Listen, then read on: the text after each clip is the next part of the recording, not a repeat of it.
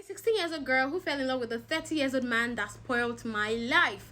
Story time. I met this guy in 2020 when I came to live with my parents in their new apartment. I am an introvert, a simple, calm and quiet girl, and I don't talk a lot because I don't know how to talk to people. On a particular Sunday evening, I came back from family fellowship with my mom. Then my younger sister called me and said my dad told me to come to meet him. When I got to the gate, a bike got there and two guys came down from it, one dark-skinned and one light-skinned. The dark-skinned man called me, but I didn't pay any attention because he was my neighbor. Although I normally just greet and pass him, so that particular day I decided to turn back and say hello. After saying my hello, I wanted to leave when he grabbed my hand and was trying to introduce me to the light-skinned one. He said the light-skinned guy was his in-law and he just got back from Port Harcourt, so I just said hello and I left. When I got back to my house, I was about climbing the staircase when the light-skinned guy called my name and requested for my number. In order to keep the communication short, I just gave him my number and I left. The next morning, I was preparing for school because I was about to write my WAEC, so I decided to check my WhatsApp. Then I saw a text. But from an unknown number saying that I love you so much. Since the first day I set my eyes on you, I fell in love with you. He also said, I want to marry you. Please say yes.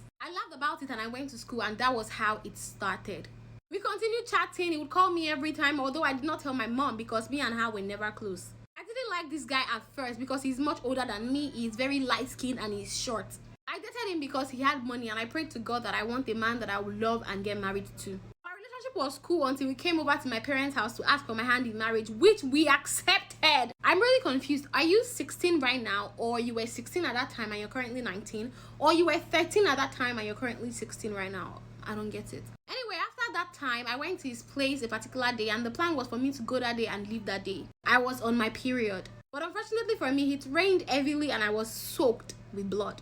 I told him about it. He smiled and he rushed out to get me new clothes and pads. He called my parents and told them about my condition and told them that I would not be able to come home, and they all agreed. He took me out to eat that evening. Then the next day, he took me out to meet his friends, telling them that I was his wife. Later on, I was dressed to leave, and this guy called me to his room to ask if I was still on my period. I told him no, and then we had sex. That was my first sex. After the sex, I was crying and I told him I was a virgin and it just deflowered me. He promised never to leave me because I was a virgin, so I went back home with plenty gifts and 30,000 naira. Everything was going well until 2022 when he took me to learn handwork because he said he loves when his woman is productive.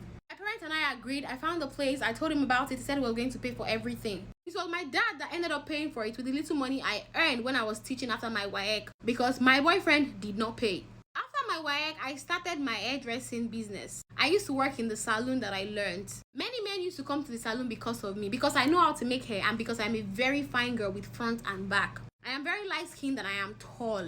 Everything was going great until my fiance hacked my phone. He wanted to check if I was cheating, which I wasn't. He hacked my social media account. He paid someone to start monitoring my movement. So one particular day, I went to my senior's birthday party, which I told him about, and he agreed to let me go. We took pictures and the guy posted it. The person my fiance paid to monitor my movement saw the pictures and he sent them to my fiance.